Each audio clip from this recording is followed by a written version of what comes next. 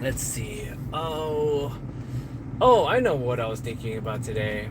I saw this thing. It's been blown up on the internet, but it's the French Prime Minister.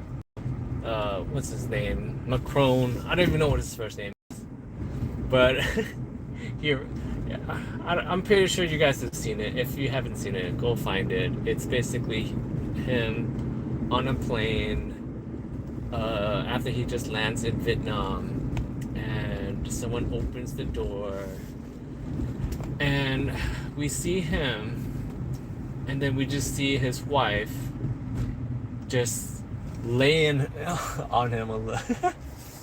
I When I first saw this, I was thinking to myself, we do not have any context on what is going on. So I know like the whole internet is pushing like all kinds of funny memes.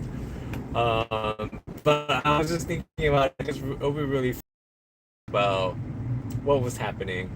I, I I wish I was at my computer so I could show you guys the clip of of this lab, but you guys can find it somewhere. But I was thinking like, what is the context? Was literally is like, "Ah!" It's like, "Ah!" Like get out there. So I was thinking like that relationship is actually really interesting. Um, if you guys don't know, she was his teacher, 15 years older than him. There's like allegations of grooming. There's like that whole relationship is actually very interesting. The French, I'm telling you, they just they know how to do things. I guess very progressive. I don't know. I feel like if the situation was reversed, that looks really bad too. But then if the situation was reversed, that means you got uh, that'd be really weird. Really reverse the situation. 15 years older guy, and she's the prime minister. Ooh, that's really weird. That makes it really weird. But yeah, I feel like people were like, "Oh, you guys have no context. She could just be. They could be joking. It could be played." He said that you guys should mind your own business, and they were just messing around. But that's like to me, like when you see someone with a black eye and they say like, "Oh, I I fell down the stairs." That statement reminds me of like falling down. That's like a falling down the stairs statement, or I hit a doorknob. But he's like, "You guys don't know what is going on. She was just messing up. We were just joking around," and it's like, like I'm just trying to. I don't know. I think it's really funny. Oh, you guys don't know what's going on. And I guess there's a huge effort out there to take him out of context. And I didn't even know about this story until I saw like people were saying like there's the situation when he was meeting with another like world leader, and I guess he had a tissue on the table, and the angle of this of this scene is far away, and you see the tissue, but from far away it looks like a bag of white powder. And so people were accusing him of doing white powder, and then he's like, "Guys, there's literally a tissue on the table." I don't know. I This whole thing is I think this is very funny. I'm trying to think of like what are the scenarios that where a woman would just like you um but maybe the angle that we see it in makes it look worse than what it is. It's kind of like, "Oh, you silliness, you silly, like get out there." It could have been like, "I love you, baby." Oh no, get out there. um what else is going on in the world? Oh, they are remaking Harry Potter TV show. And when I just learned about this, and I guess there was a big worldwide casting call, and like 30,000 kids came up to try to be the new Harry, Hermione, and Ron, whatever, right? And I saw this today, and I was thinking to myself, this is exactly what I was talking about. If you guys don't know, like a week or two ago, I took the family to Universal Studios, which has Harry Potter Land, and they have all these other stuff that's going on around there, right? And literally, as I was going through there, and I mentioned this, is that I feel like Universal, they need to refresh all their IPs. Like, they have stuff there that's completely irrelevant to the new, to their audience now. Like, they have a mummy ride. And I was thinking to myself, like, the kids don't even know, these youngsters these days don't even know what that is, you know? Or they have, like, I don't know, they just have some really old, outdated IPs that I feel like they need to update. And you know, Harry Potter Land is new, but still, Harry Potter Land, if you really think about it, like, the IP itself is old. Like, the young kids, yeah, they read the books, and they watch the movies, but the movies are starting to get old. If you rewatch Harry Potter 1, it looks like, like, I was thinking, like, man, you know what's crazy about Harry Potter 1? If you rewatch the movie, like, how terrible the graphics were back then. And so I was like, oh, it's getting old. Or, you know, they have the Back to the Future, like, the kids these days barely know what any of these things are anymore. So I was like, oh, Universal, they need to refresh some of these IPs. And boom, today I find out that they're remaking Harry Potter as a TV show, which makes way more sense if you're trying to build a world.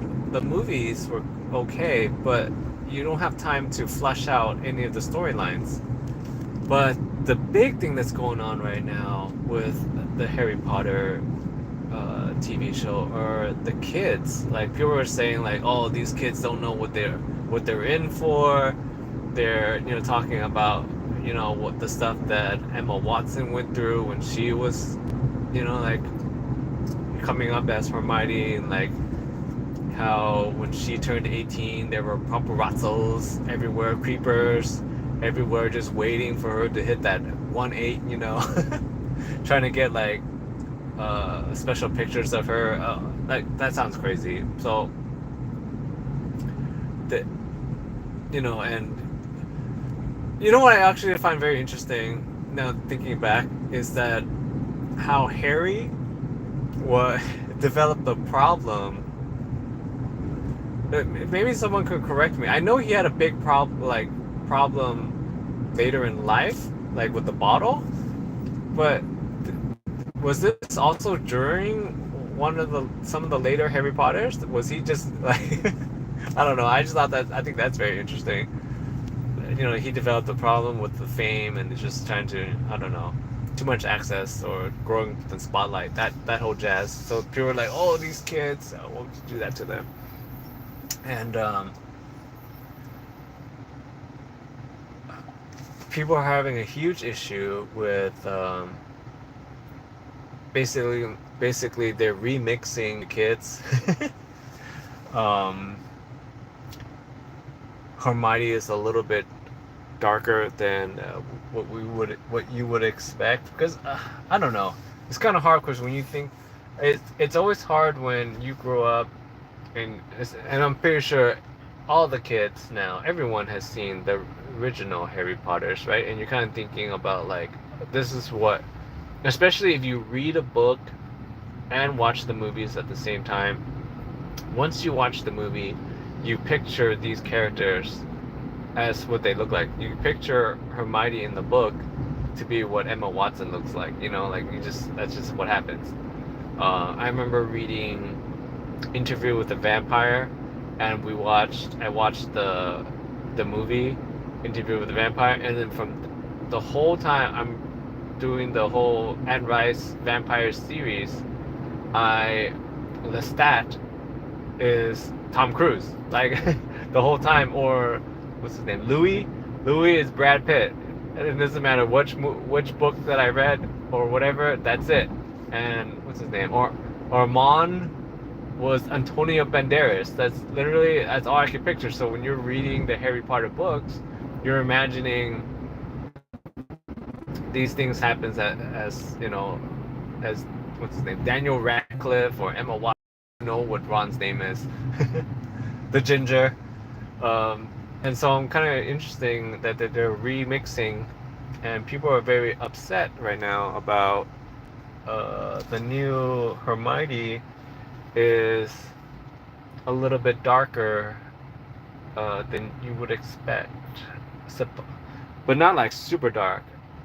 She's supposedly, people are like, this is the part, right? People are speculating that she could be Latina, but she could also just be Greek. She just has a little tint on her. Okay, you guys, I don't know any of these kids' names, and I feel like it would be weird if I even knew if you knew their names. They're fresh newbies. So I think that's very interesting, and I totally called it that they need to refresh some IPs, and then maybe they're doing Harry Potter because you can't miss. It's in a way a can't miss IP, but I don't know. I'm kind of interested to see a TV show. I would love them to flesh out some of the stories better. I guess if I was to remake these TV shows, I mean, and if you guys don't know, Netflix is under a lot of fire right now for remixing Katakuri. I don't even know how to say it, but it's their newer TV show Bet, and it's a remake of a Japanese anime which already has a live action remake, right? So like they have their, and which probably came from a manga. So they have a manga, they made an anime from it, from the same story, and then they made a Japanese live action, and then Netflix was like, you know what, we like all that, and we're gonna remix it again with Westerners, or you know, we're just gonna remix it. And everyone was like, why did you guys remix this when they already had a live action? Just why didn't you guys just take the live action and just dub it, right? Because when I watched it, I was really confused, because I was like, hey, I thought I already watched the live action of this before. So I'm kind of like, what? Why? Why are you doing this? And people were upset that they like really remixed everybody, where they're like, hey, she's now really dark, she's now a bigger, uh, you know, has a little more meat on her.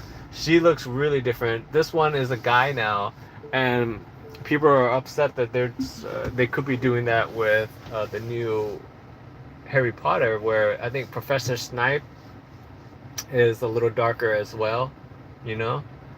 And I don't know. I feel like anytime you do a remix, you should just keep it somewhat similar. And if you want to add new characters, like a new spin, just add a new character.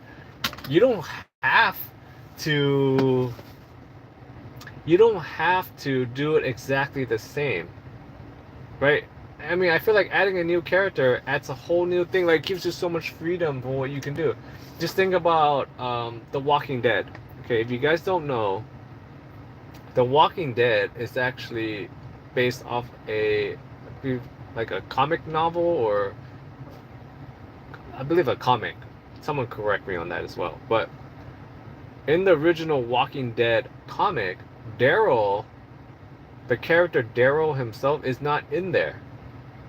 So when they did the TV adaptation for The Walking Dead, everything that Daryl does is fresh and new, because I mean the main story arcs are there, but everything Daryl does and touches is new, because he's not a character that was in the comic, right? So they could technically have done that with the new Harry Potter. If you wanted to add some skin color into Harry Potter, they could have just added new characters and give them real roles. You know what I'm talking about? Like actual, like a Daryl. Daryl from Walking Dead did it good. They did it well.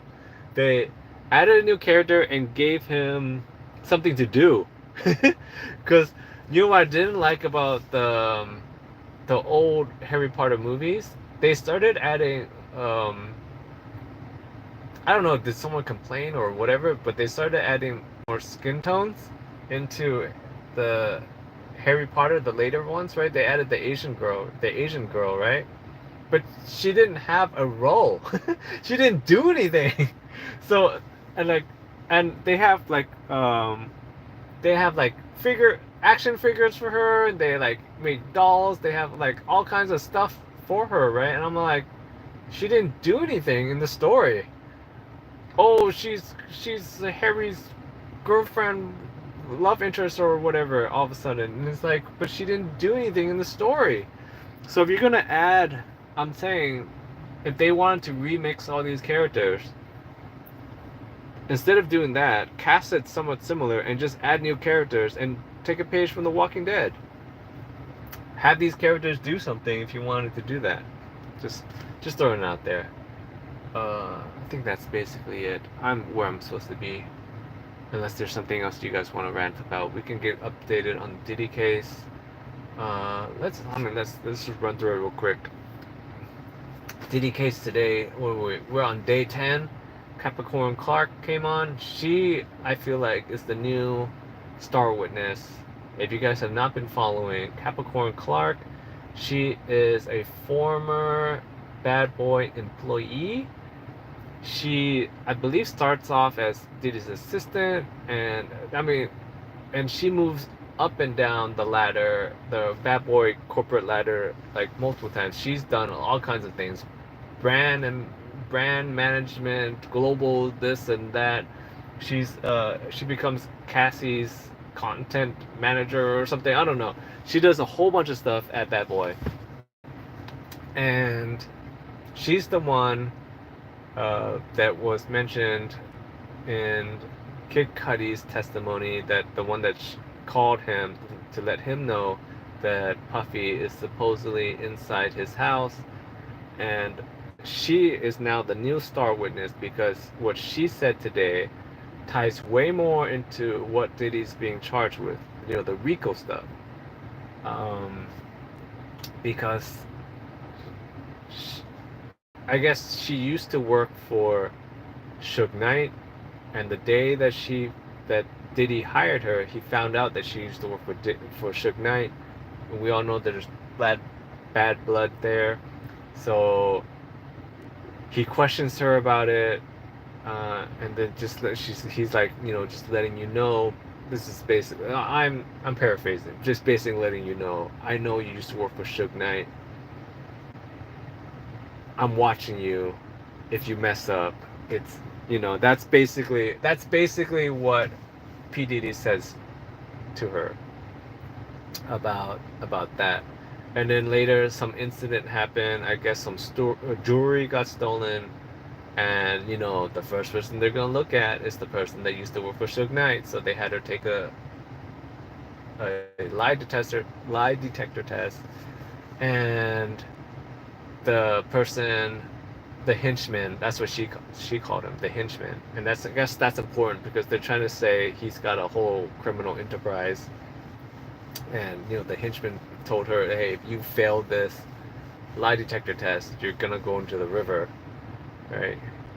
And I don't know why I found that funny, because they could have been like, yeah, you're gonna go into the river, and then I'm pretty sure the defense would be like, did he mean that in a threatening way? Maybe he wanted you to go take a swim or something. And then she's gonna be like, no, this hair, that we don't like to get it wet. I don't know. I just thought that was interesting. That she was like, if the henchman told her that if she fails the lie detector test, she's gonna go swimming in the river, and we all know what that means. And so she's testifying that night with Kid Cudi. She didn't want to be there. She just basically got called in. She's in the car, and then Diddy finds out about Kid Cudi, and everything gets crazy, and she gets taken to Kid Cudi's house, and this is where they're charging, in a way, they're charging Diddy with kidnapping, or kidnapping is part of the RICO case, because everything that gets done, arson, kidnapping, all that kind of stuff gets wrapped in there. And so basically they're alleging that that Puffy kidnapped her to Kid Cudi's house. I mean, I guess if I was the defense, and again, I'm not a lawyer, I'm just saying, I'm just some guy sitting in this car. I'm just saying that if can the defense argue that since she is an assistant-ish type employee for Diddy,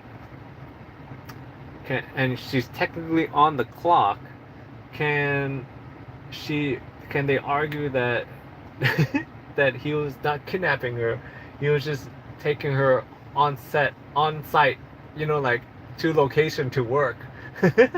I don't know. I'm pretty sure there's some kind of spin that they could do to it, where you're like, she's working, I'm not kidnapping her, I'm paying her for her time, and her time is supposed to be with me, and I'm going to Kid Cudi's house, so I should take her with me. Just in case I need some assistance. She's my assistant. I want to drive her to this person's house. I don't know. I'm just throwing it out there. She's saying that she saw some weaponry, and that's why she felt like she was kidnapped there, because she saw some weaponry and she felt threatened and terrified to go. But I'm just saying, I'm just imagining, like, there's some defense attorneys just like, she's on the clock, she's Puff Daddy's assistant. He may need some assistance, and he should take her with her. I'm pretty sure they're gonna spin something crazy like that. It's like some Johnny Cochran, if you guys remember, like South Park, where they're like the Wookiee defense. Like, I'm pretty sure they can do something like that. Where like, this is his assistant. She needs to be next to him to assist him. So she's on the clock. He's paying her for her time, so she should come with him to this house. Because I guess you can argue, again, some sort of lawyering jiu-jitsu here, that technically, if your employer takes you anywhere, then if you feel like in your soul, in your heart, that you don't want to be there, that's kidnapping. Right? Like, okay, think about this. I'm pretty sure they can argue somewhere where if you go into the office and they close the door and you don't want to be there anymore, is that kidnapping? I don't know. I'm pretty sure some lawyer can spin that somewhere. And so, but anyway, she's the new star witness. I feel like she does way more for the case than Cassie does. And quick update on Cassie. I guess she's in the hospital now. Possible delivery soon. That's basically it. What happened today on the Diddy case in the quickest of quickest nutshells that you can get. All right. See you guys later.